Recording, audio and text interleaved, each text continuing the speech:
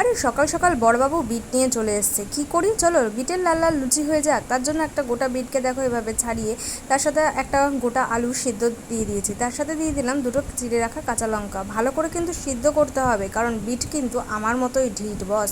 তো দেখো এইখানে নিয়ে নিয়েছি আটা আর ময়দা মিলিয়ে 1 বাটি আটা আর 1.5 বাটি মতো ময়দা দিয়ে এখানে জোয়ানটাকে বেশ ভালো করে দলাই মলাই করে দিয়ে দিলাম কালো জিরে।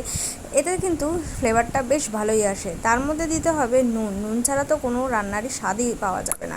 আর দিতে হবে চিনি আর একটুখানি সামান্য হিং দিয়ে কিন্তু ময়দাটাকে বেশ ভালো করে মাখতে হবে। কিন্তু দাঁড়াও মাখার আগে একটু কায়দা আছে। এখানে দেখো বিট আর আলু সেদ্ধ করাটাকে ভালো করে পেস্ট করে নিয়েছি, আর সেই পেস্টটা দিয়েই কিন্তু এখানে মাখতে হবে এটাকে বেশ, তাহলেই না লাল লাল ব্যাপারটা আসবে।